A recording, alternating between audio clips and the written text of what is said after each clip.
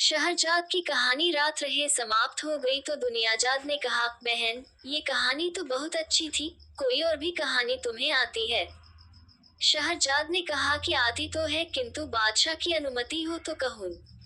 बादशाह ने अनुमति दे दी और शहरजाद ने कहना शुरू किया। खलीफा हारून रशीद के राज्य में बगदाद में एक मजदूर रहता था। वह स्वभाव का बड़ा हंसमुख और बातूनी था। एक दिन प्रातःकाल वह बाजार में एक बड़ा टोकरा लिए मजदूरी की आशा में खड़ा था। कुछ देर बाद एक परम सुंदरी स्त्री, जिसके मुंह पर जाली का नकाब पड़ा हुआ था, वहां आए और मुस्कुराकर मजदूर से कहने लगी कि अपना टोकरा उठा और मेरे साथ चल। मजदूर अच्छी मजदूरी मिलने की आशा और स्त्री के मधुर व्यवहार से प्रसन्न होकर उसके साथ चल दिया। वह इस बात से बहुत ही प्रसन्न हुआ कि सुबह सुबह ही अच्छा काम मिल गया था। कुछ दूर जाकर स्त्री ने एक मकान के सामने खड़े होकर ताली बजाई। कुछ देर में एक सफेद लंबी दाढ़ी वाले ईसाई ने द्वार खोला। स्त्री ने उसे कुछ रुपए दिए और ईसाई बूढ़े ने उसका आशय समझकर घर के अंदर से उत्तम मदिरा का एक घड़ा उसे दे दिया। स्त्री ने घड़ा मजदूर के टोकरे में रखवाया और बाजार में आ गई। बाजार में उसने बहुत सी वस्तुएं खरीदी। इनमें स्वादिष्ट फल यथा सेब, नाशपाती आदि तथा भांति भांति के सुंदर सुगंध वाले फूल, इत्र, स्वादिष्ट अचार, चटनियां और मुरब्बे, मांस, सूखे मसाले आदि घूम घूम कर कई दुकानों से खरीदे। इतनी चीजें उसने ली कि टोकरे में बिल्कुल जगह न रही। मजदूर कहने लगा, अगर मुझे मालूम होता कि आप इतना सामान खरीदेगी तो मैं अपने साथ एक घोड़ा बल्कि ऊंट रख लेता। खैर, मजदूर टोकरा उठाकर स्त्री के साथ चला। काफी दूर जाने के बाद वे दोनों एक विशाल भवन के पास पहुंचे जिसके शिखर बड़े सुंदर बने थे और दरवाजे हाथी दांत से निर्मित थे। स्त्री ने दरवाजे के आगे खड़े होकर ताली बजाई। दरवाजा जब तक खुले तब तक मजदूर सोचता रहा कि न मालूम ये स्त्री घर की नौकरानी है या मालकिन। इसके साज सिंगार से तो यह नहीं मालूम होता कि यह नौकरानी होगी। कुछ ही देर में एक स्त्री ने दरवाजा खोला। मजदूर उसका अनुपम सौंदर्य और मनोहारी भाव देखकर बेसुध सा होने लगा और सामान से लदा टोकरा उसके सिर से गिरने गिरने को होने लगा। जो स्त्री उसे बाजार से लाई थी वह कौतुक पूर्वक उसकी बदहवासी का तमाशा देखने लगी, लेकिन घर के अंदर से आई हुई स्त्री ने उससे कहा, तू खड़ी खड़ी क्या देख रही है? ये बेचारा सामान के भार से दबा जा रहा है। तू जल्दी से इसे अंदर ले जा और इसका सामान उतरवा। मजदूर अंदर गया तो दोनों स्त्रियों ने अंदर से दरवाजा बंद कर लिया और उसे लेकर एक बड़े मकान में आई। इसके खंभे कीमती लकड़ी के बने थे और एक बड़ा कक्ष था जिसके चारों ओर दालान थे। दालान में एक और बैठने का स्थान था जहां पर बहुत से मूल्यवान नर्म आसन बिछे थे और सुविधा के भांति भांति के मूल्यवान पात्र रखे हुए थे। सबके बीच में चंदन और अगर की लकड़ी का बना एक बड़ा सिंहासन था।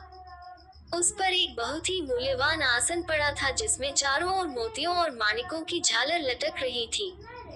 इसके अलावा उस विशाल कक्ष में एक संगमरमर का बना हौज था जिसमें फव्वारे छूट रहे थे। मजदूर यद्यपि दूर तक भारी बोझ लेकर चलने के कारण बहुत थक गया, तथापि उस कमरे की सामग्री और सजावट देखकर अपना श्रम भूल गया और वह प्रसन्नचित्त से इस शोभा को देखने लगा। विशेषतः उसे सिंहासन पर बैठी हुई अति सुंदर स्त्री ने बहुत आकृष्ट किया। उसे बाद में मालूम हुआ कि सिंहासन पर बैठी स्त्री का नाम जुबैदा है। वह उस घर की मालकिन है। जिस स्त्री ने दरवाजा खोला था उसका नाम साफी था और जो स्त्री बाजार से उस पर सामान लदवा कर लाई थी उसका नाम अमीना था। जुबैदा ने कहा, बीबियो, इस बेचारे मजदूर के सर से सामान तो उतारो। ये बोझ के मारे मरा जा रहा है। साफी और अमीना ने मिलकर उसके सिर से टोकरा उतरवाया और उसमें से सामान निकालने लगी। जुबैदा ने उसे इतना पैसा दिया जो उसकी साधारण मजदूरी से कहीं अधिक था। वह आशा से अधिक मजदूरी पाकर खुश तो बहुत हुआ, लेकिन उसका मन वहां की वस्तुओं में इतना लगा था कि वह वापस न हुआ।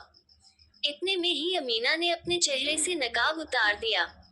मजदूर ने अब तक तो झलक भर देखी थी, अब तो उसे पूरी नजर भर देखा तो ठगा सा खड़ा रह गया। उसे ये देखकर भी आश्चर्य हुआ कि यद्यपि घर में 3 स्त्रियां ही थी, तथापि खाने पीने की सामग्री इतनी थी जो 30 व्यक्तियों को काफी होती। मजदूर वहां से न हटा तो जुबैदा ने पहले तो सोचा कि वह कुछ देर और सुस्ताना चाहता है, लेकिन जब उसे बहुत देर हो गई तो उसने कहा कि क्या बात है, तू जाता क्यों नहीं? क्या तुझे मजदूरी कम मिली है? अमीना, इसे कुछ और पैसे देकर विदा करो। मजदूर ने कहा, मालकिन, मैं ने मजदूरी आशा से अधिक पाए है, किंतु आपके सम्मुख कुछ निवेदन करना चाहता हूँ। मैं जानता हूँ कि जो मैं कहना चाहता हूँ वह मेरी उद्दंडता है, किंतु मुझे आशा है आप मुझे क्षमा करेगी और मेरी बातों पर नाराज नहीं होंगी। मुझे यहाँ बहुत सी बातें आश्चर्यजनक लग रही हैं। मैंने आप जैसी रूपवती कोई भी महिला नहीं देखी। मुझे ये देखकर भी बड़ा आश्चर्य हुआ है कि यहाँ कोई पुरुष नहीं है। बगैर पुरुष की स्त्रियों का रहना और बगैर स्त्रियों के पुरुषों का रहना दोनों ही बहुत अजीब बातें हैं। मजदूर बातूनी तो था ही, इसलिए बोलता चला गया। उसने बगदाद नगर में प्रचलित तरह तरह की कहावतें सुनाई। इनमें से एक ये थी कि जब तक 4 व्यक्ति एक साथ भोजन न करे, भोजन में स्वाद नहीं आता और खाने वाले तृप्त नहीं होते। उसका आशय ये था कि उन स्त्रियों के बीच में वही पुरुष और दूसरे उन 3 के अलावा चौथा व्यक्ति भी वही है, इसलिए भोजन के समय उसे भी खाने के लिए बिठा लिया जाए। जुबैदा उसकी बातें सुनकर हंसने लगी और बोली, तू अपनी बेकार की बातें और सलाहें अपने पास रख। हम तीनों स्त्रियां बहनें हैं और अपने सारे काम खुद ही अच्छी तरह चलाती हैं और इस तरह चलाती हैं कि किसी को पता नहीं चलता। हम लोग नहीं चाहते कि कोई हमारे भेद को जाने।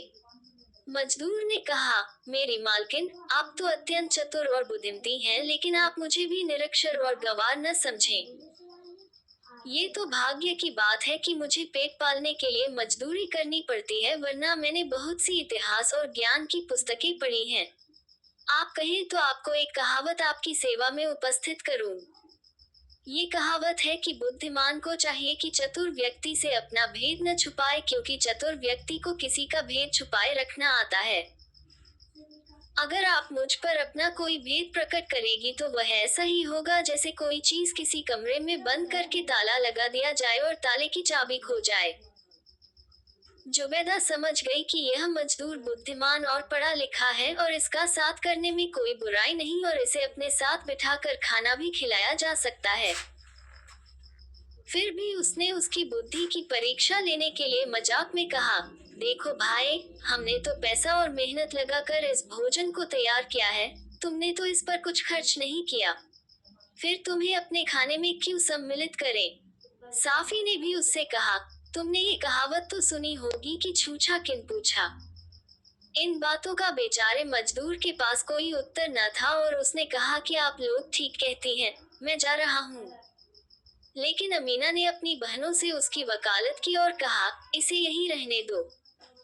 यह अपनी बातों से हमारा मनोरंजन करेगा और अपने विनोदी स्वभाव के कारण हमें हंसाता रहेगा। तुम्हें नहीं मालूम ये जबरदस्त किस्म का मस्खरा है। बाजार में यहाँ तक सारे रास्ते ये हंसी मजाक की बातों से मुझे हंसाता आया है। मजदूर को अमीना की बातें सुनकर बड़ा संतोष हुआ। उसने कहा, आप लोगों की बड़ी कृपा होगी अगर मुझे अपने साथ रहने दें। मैं गरीब हूँ, किंतु किसी का उपकार मुफ्त में नहीं लेना चाहता। और तो मेरे पास कुछ नहीं, लेकिन अपनी कृपा के बदले यह मजदूरी जो आपने मुझे दी है वह स्वीकार कर लीजिए। ये कहकर मजदूर ने जुबैदा के सामने मजदूरी के पैसे बढ़ा दिए। जुबैदा ने मुस्कुराकर कहा, हम दी हुई चीज वापस नहीं लेते। तुम हमारे साथ रहकर हमारे खान पान में सम्मिलित हो सकते हो, लेकिन शर्त यह है कि हम लोग चाहे जो कुछ करें उसके बारे में तुम हमसे कुछ नहीं पूछोगे। मजदूर ने ये स्वीकार कर लिया। इतने में अमीना ने अपनी बाहर जाने वाली पोशाक उतार दी और तंग कपड़ों में कमर कसे हुए उसने नाना प्रकार के व्यंजन, कलिया, कीमा, कोफ्ता, कोरमा, कबाब और अन्य कई प्रकार के सामिश व्यंजन और उनके अलावा अन्य स्वादिष्ट वस्तुएं और मदिरा की सुराही और प्याले लाकर उचित स्थानों पर रख दिए। फिर तीनों बहनें वहां आकर बैठ गई और चौथी ओर मजदूर को भी बिठा लिया। मजदूर बड़ा ही प्रसन्न हुआ। उसने थोड़ा सा भोजन किया, फिर अमीना ने मदिरा की सुराही उठाकर प्याला भरा और अपने देश की रीति के अनुसार पहले स्वयं पिया, फिर अपनी बहनों को दे दिया और चौथा प्याला मजदूर को दिया। मजदूर ने अमीना का आदरपूर्वक हाथ चूमकर प्याला ले लिया और उसे पीने के पहले इस आशय का एक गीत गाया कि जिस प्रकार इत्र से वायु सुगंधित हो जाती है, उसी प्रकार अगर पिलाने वाला मनोरम हो तो मदिरा में नई सुगंध आ जाती है। ये गीत सुनकर तीनों स्त्रियां बहुत प्रसन्न हुईं और उन्होंने एक दूसरे के बाद कई गीत शराब के नशे में गाए। इस राग रंग में बहुत देर हो गई और रात हो गई। साफी ने अपनी बहनों से कहा कि अब तो इस मजदूर को हमने खिला पिला दिया है, अब इसका कोई काम नहीं, इससे कहो अपने घर जाए। मजदूर को ऐसा सुखद संग छोड़ने में बड़ा दुख हुआ। उसने कहा कि यह मेरे लिए बड़े दुर्भाग्य की बात है कि ऐसी हालत में मुझे घर से निकाला जा रहा है। मैं इस नशे की दशा में किस प्रकार अपने घर पहुंच सकूंगा? कृपया रात भर मुझे यहाँ रहने की अनुमति दें, यही किसी कोने में पड़ा रहूंगा। अमीना ने फिर उसकी वकालत की और कहा, ये बेचारा ठीक कहता है, कहाँ अंधेरे में ठोकरें खाता फिरेगा। हम लोगों ने पहले तो इसे अपने साथ खाने पीने की अनुमति दे ही रखी है, अब इसे निराश न करो, यही पड़ा रहने दो। जुबैदा ने अमीना के कहने पर उसे रहने की अनुमति दे दी, लेकिन फिर कहा कि शर्त यही है कि हम भला बुरा जो भी करें तुम उसके बारे में कुछ पूछताछ नहीं करोगे। मजदूर ने कहा, आप मुझ पर जो भी शर्त लगाएंगी मैं मानूंगा। जुबैदा ने कहा कि हम तुम पर कोई नई शर्त नहीं लगा रहे हैं, उधर देखो क्या लिखा है। मजदूर ने एक दरवाजे के अंदर जाकर देखा तो मोटे मोटे सुनहरे अक्षरों में लिखा था, इस भवन के अंदर जाने वाला कोई व्यक्ति यदि ऐसी बातों के बारे में पूछेगा जिनसे उसका कोई संबंध नहीं है तो उसे बड़ी क्लेशकारक बातें सुनने को मिलेंगी, उसे बड़ा कष्ट होगा और वह बहुत पछताएगा। मजदूर ने कहा, आप चिंता न करें, मैं अपना मुंह बंद रखूंगा। फिर अमीना रात का भोजन लाए और चारों ओर दीपक और सुगंधियां जलाईं। इससे सारा भवन आलोकित और सुवासित हो गया। इसके बाद तीनों स्त्रियां और मजदूर भोजन करने लगे और मदिरा पीकर अपने अपने क्षेत्र की भाषाओं के गीत गाने लगे और राग रागिनियां छेड़ने लगे। थोड़ी ही देर में ज्ञात हुआ जैसे कोई दरवाजा खोलने को कह रहा है। ये शब्द सुनकर साफी खड़ी हो गई क्योंकि दरवाजा खोलने वही जाती थी। उसने जाकर दरवाजा खोला और कुछ देर में वापस आकर कहा, दरवाजे पर एक ही जैसे लगने वाले 3 फकीर खड़े हैं जुबैदा, तुम उन्हें देखकर बहुत हंसोगी। वे तीनों ही दाहिनी आंख से काने हैं और सभी के सिर, दाढ़ी, मूछें यहाँ तक कि भवें भी मुड़ी हुई हैं। वे इसी समय बगदाद में प्रविष्ट हुए हैं और चाहते हैं कि उन्हें एक रात ठहरने के लिए जगह दे दी जाए, सुबह वे चले जाएंगे। बहन, मेरी प्रार्थना है कि उन्हें यहाँ रहने की अनुमति दे दो। वे रात को यहाँ रहकर हम लोगों का कुछ भला ही करेंगे, हमें किसी प्रकार कष्ट न पहुँचाएंगे। जुबैदा ने साफी से कहा, अगर तुम यही चाहती हो तो उन्हें ले आओ, लेकिन उन्हें भी हमारे घर पर मेहमानी की शर्त बता देना और कह देना कि अंदर दीवार पर जो कुछ लिखा है उसे पढ़ लें। साफी बहन की अनुमति पाकर प्रसन्नतापूर्वक दौड़ी गई और तीनों फकीरों को लेकर अंदर आ गई। फकीरों ने जुबैदा और अमीना को झुककर सलाम किया। दोनों ने सलाम का जवाब देकर उनकी कुशलक्षेम पूछी। इसके बाद उन्होंने फकीरों से भोजन करने को कहा। फकीरों ने मजदूर को देखकर कहा कि यह तो अरब का मुसलमान मालूम होता है। अरब के लोग धर्म के बड़े पक्के होते हैं, किंतु ये तो धर्म विरुद्ध मदिरा पान कर रहा है। मजदूर यह सुनकर बड़ा क्रोध हुआ और बोला, तुम लोग कौन बड़े धर्माचारी हो? तुम लोगों ने दाढ़ी मूंछें मुड़ाकर इस्लाम के नियमों का उल्लंघन नहीं किया। तुम्हें मेरे व्यवहार पर आपत्ति करने और मुझे नसीहत देने का क्या अधिकार है? स्त्रियों ने कहा कि तुम लोग ये बेकार की बहस छोड़ो और रंग में भंग न करो, लो खाओ पियो। फकीर लोग नशे में आए तो बोले, यहाँ कोई बाजा हो तो हम लोग कुछ गाएं बजाएं। साफी ने उन्हें वाद्य ला कर दिए और वे बजाने लगे और वाद्यों के सुरों से सुर मिलाकर गाना शुरू किया। वे लोग इस गाने बजाने के दरमियान हंसी ठट्ठा भी करते और ऊंचे स्वर में वाह वाह भी करते। इस सब से बड़ा शोर होने लगा और सारा भवन गूंजने लगा। इसी बीच उन्होंने सुना कि दरवाजे पर फिर कोई ताली बजा रहा है। साफी सदा की भांति दौड़कर गई कि देखे अब कौन दरवाजे पर आया है। शहरजाद ने शहरयार से कहा कि इस जगह कहानी रोककर मैं आपको ये बताना चाहती हूँ कि इस बार ताली बजाने वाला स्वयं खलीफा हारून रशीद था। खलीफा का ये नियम था कि अक्सर रात को वेश बदलकर शहर में निकलता था कि प्रजा का हाल खुद अपनी आंखों से देखे। उस रात को वह अपने महामंत्री जाफर और जासूसों के सरदार मसरूर के साथ बगदाद की गलियों में घूम रहा था। वे तीनों व्यापारियों जैसे वस्त्र पहने हुए थे। जब वे लोग उन स्त्रियों के मकान के पास से गुजरे तो उन्होंने हंसी की ध्वनि और गाने बजाने का स्वर सुना। खलीफा ने कहा कि घर का दरवाजा खुलवाओ, मैं देखूं तो कि यहाँ क्या हो रहा है। जाफर ने कहा कि यहाँ कुछ स्त्रियां शराब पीकर हंसी दिल्लगी कर रही हैं, गा बजा रही हैं, आपका अंदर जाना शोभनीय नहीं है। ये भी हो सकता है कि वे अपने राग रंग में विघ्न पड़ते देखकर नशे की हालत में आपका कुछ अपमान कर बैठे। तो खलीफा ने उसकी सलाह न मानी और आदेश दिया कि तुम जाकर दरवाजा खुलवाओ। अतएव जाफर ने दरवाजा खुलवाया। साफी ने दरवाजा खोला तो जाफर उसके रूप को देखता रह गया। फिर उसने जल्दी से एक कहानी गढ़ी। उसने कहा, सुंदरी, हम तीनों व्यापारी मोसल नगर के निवासी हैं। हम व्यापार की वस्तुएं लेकर यहाँ आए हैं और एक सराय में ठहरे हैं। आज की रात को यहाँ के एक व्यापारी ने हमें दावत दी थी। हम उसके घर गए। उसने हमें बड़ा स्वादिष्ट भोजन कराया और उत्तम मदिरा पीने को दी। हम लोग नशे में आ गए तो उसने नृत्यांगनाओं को बुलाकर नाचने की आज्ञा दी। इस राग रंग में काफी समय हो गया और नशे की हंसी और नाच गाने से बाहर काफी आवाज जाने लगी। उसी समय संयोगवश शहर का कोतवाल गश्त लेकर उधर से निकला और उसने उस घर पर छापा मार दिया। दरवाजा खुलवा कर उसने सब उलट पलट कर दिया और कई आदमियों को गिरफ्तार कर लिया। हम लोग जान बचाकर एक दीवार से बाहर कूद गए। ये कहकर जाफर ने कहा, हम लोग इस शहर में किसी को नहीं जानते, न यहाँ के मार्ग पहचानते हैं। हमें डर लग रहा है कि हम इधर उधर भटकते हुए सराय पर कैसे पहुँचेंगे। फिर संभव है सराय का दरवाजा बंद हो गया हो और हम रात भर गलियों में भटकते रहें। ये भी संभव है कि वही कोतवाल गश्त लगाता हुआ आ निकले और हम लोगों को बंद कर दे। हमारी दशा बड़ी दयनीय है। सुंदरी, तुम दया करके अनुमति दो तो हम रात भर के लिए तुम्हारे मकान में किसी जगह पड़े रहें। अगर तुम हमें अपनी संगति के योग्य समझो तो हमें अपने गाने बजाने में शामिल कर लो।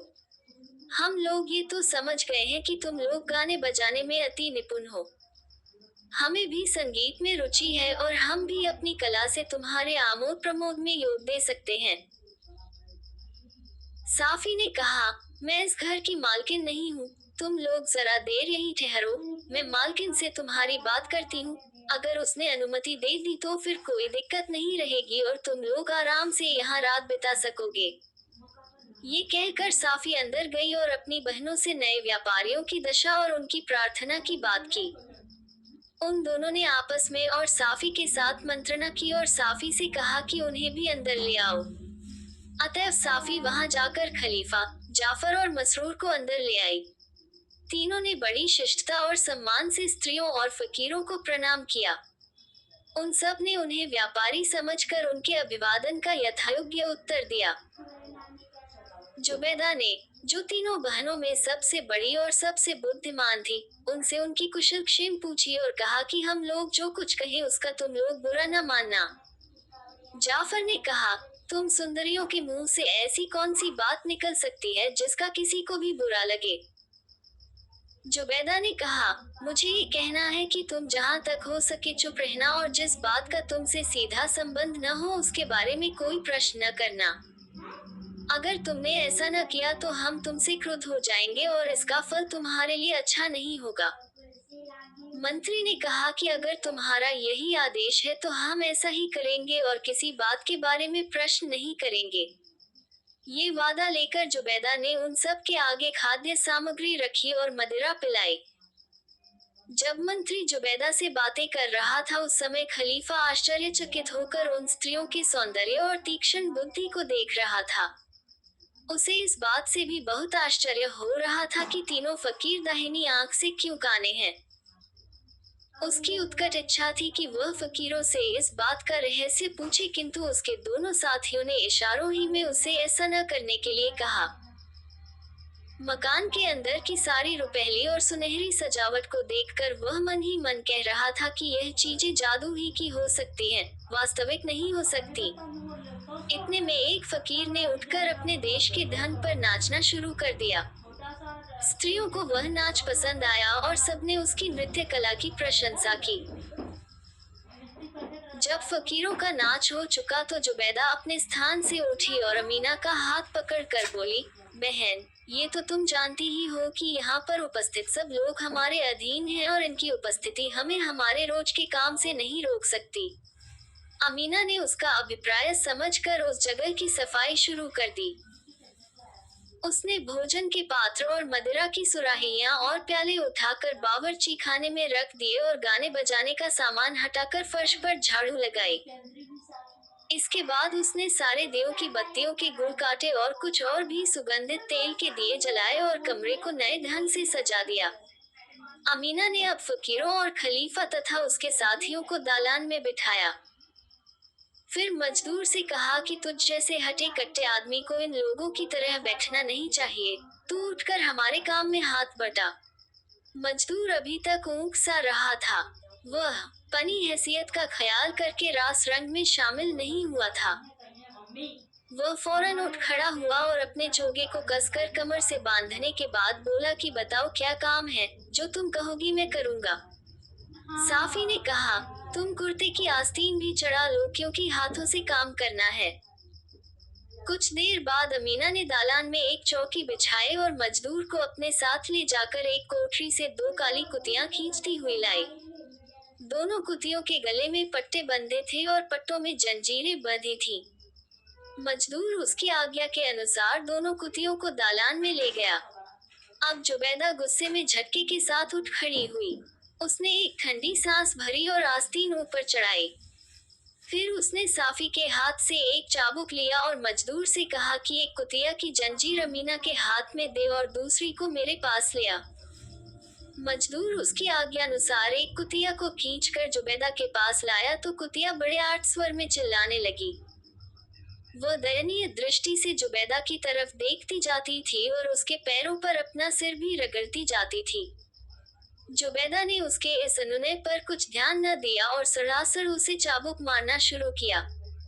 मारते मारते जब जुबैदा का दम फूल गया तो उसने मारना बंद कर दिया।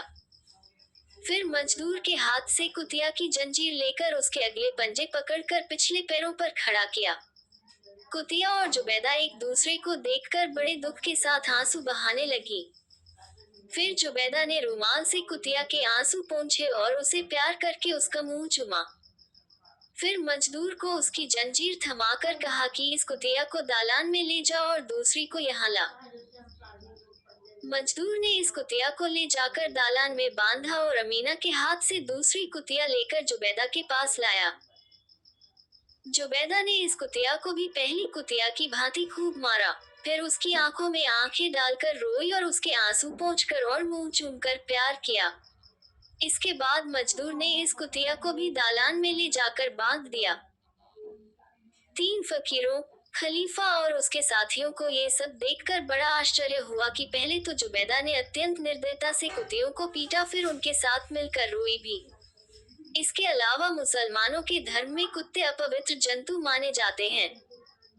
जुबैदा जैसी सुसंस्कृत महिला का कुतियों के आंसू पोंछकर उनका मुंह चूमना किसी की समझ में नहीं आ रहा था। विशेषतः खलीफा अपनी उत्सुकता नहीं रोक पा रहा था। उसने इशारे से मंत्री से कहा कि इस रहस्य को पूछना चाहिए। मंत्री ने पहले तो टाल मटोल की और दूसरी ओर देखने लगा, लेकिन जब खलीफा संकेत से प्रश्न करता ही रहा तो उसने संकेत ही से विनय की कि इस समय इस बात को यही समाप्त कर दीजिए, कुछ पूछिए नहीं। जुबैदा कुतियों को पीटने के बाद कुछ देर तक सुस्ताती रही। फिर साफी ने उससे कहा, बहन तुम अपने स्थान पर आ बैठो तो हम अगला काम करें। जुबैदा ने कहा, अच्छा। फिर वह दालान में आकर एक पहले से बिछी हुई चौकी पर बैठ गई। उसने खलीफा और उसके साथियों को अपने दाईं ओर और फकीरों और मजदूरों को बाईं ओर बिठा लिया। चौकी पर बैठकर वह कुछ देर और सुस्ताती रही। इसके बाद उसने अमीना से कहा कि बहन, उठो, तुम्हें मालूम है कि तुम्हें अब क्या करना है।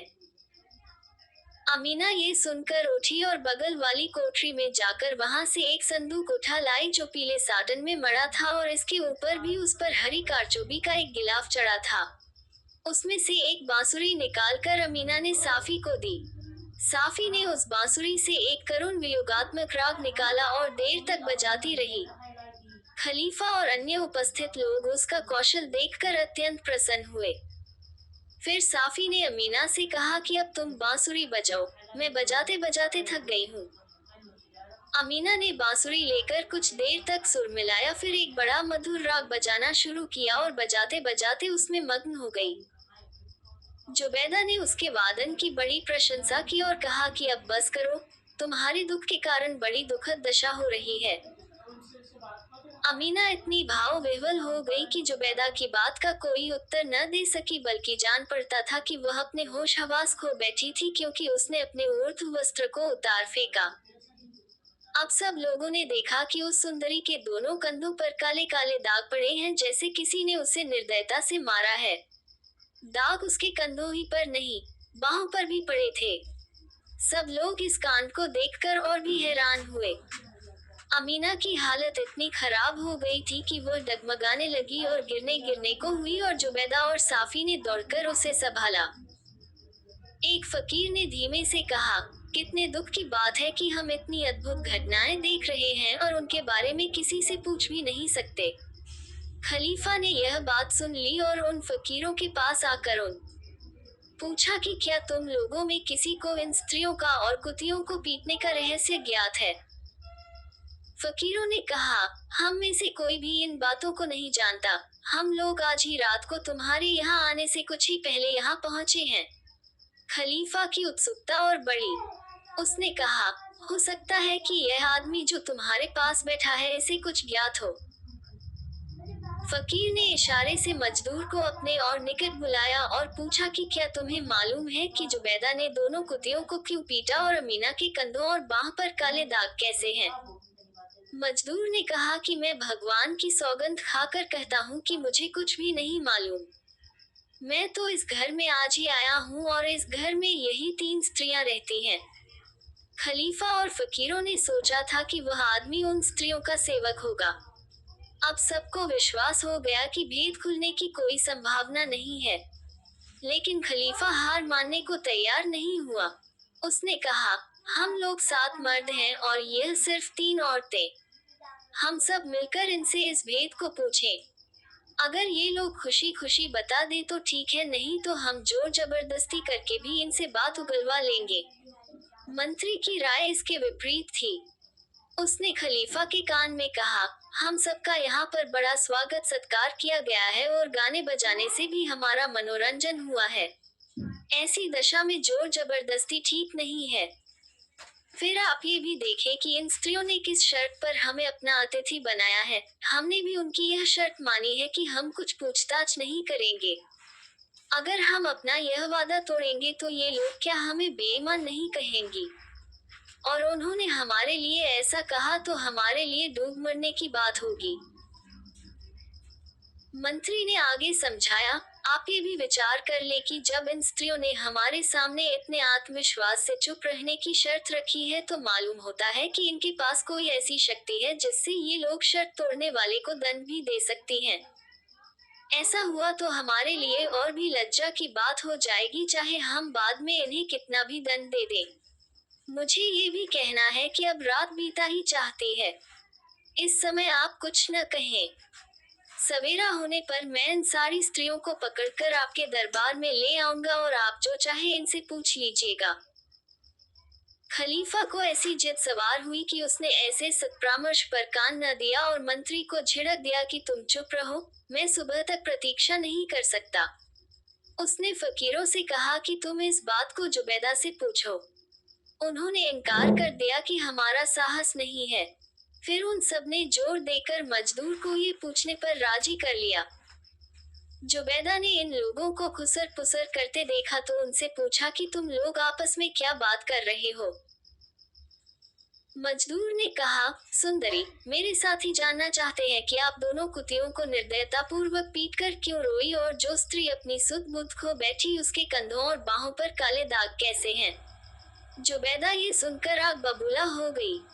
उसने सब लोगों से पूछा कि क्या तुम सब ने मजदूर से कहा था कि यह बातें मुझसे पूछे।